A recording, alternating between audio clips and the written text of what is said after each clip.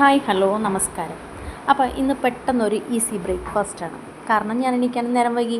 അപ്പോൾ ഞാൻ വേഗം ഗോതമ്പ് പൊടിയൊക്കെ എടുത്ത് വെച്ചിട്ടുണ്ട്. എന്നിട്ട് ഇതിലേക്ക് ഉള്ളി ഗ്രേറ്റ് ചെയ്തിട്ടു, ക്യാരറ്റ് ഗ്രേറ്റ് ചെയ്തിട്ടു, പച്ചമുളക് വേണമെങ്കിൽ ഇടാം കേട്ടോ. കാരണം കുട്ടികളൊക്കെ കഴിക്കുന്നതുകൊണ്ട് പച്ചമുളക് ഞാൻ ഇട്ടിട്ടില്ല. നല്ല ടേസ്റ്റാണ്. കറിയില്ലാണ്ട് തന്നെ കഴിക്കാൻ നല്ല ടേസ്റ്റായി ഈ ദോശ.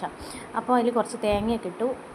തേങ്ങയൊക്കെ ഇട്ട് ബീൻസ് അങ്ങനെയൊക്കെ ചെറിയ ചോപ്പ് ചെയ്തിട്ടൊക്കെ ഇടാം, നല്ല രസം ഉണ്ടാവും.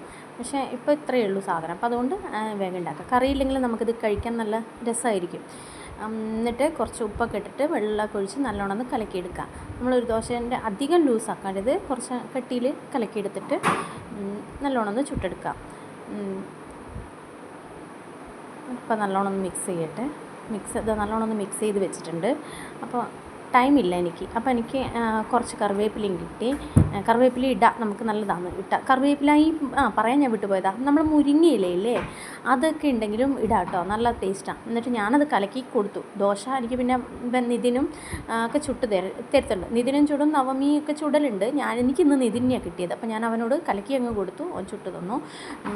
നല്ല സൂപ്പർ ദോശയായിട്ട് അത് കിട്ടിയിട്ടുണ്ട്. അതാണ്ടോ തിരിച്ചിടുന്നത് നിതിൻ്റെ പണിയായത്. അതെ, ദോശ ചുടുന്നൊക്കെ നിതിൻ്റെ പണിയാണ്. നിതിൻ മാത്രമല്ല, നവമിയും ചുടും, സാനിയും ചുടും. പക്ഷെ അവരിന്ന് കിട്ടിയില്ല.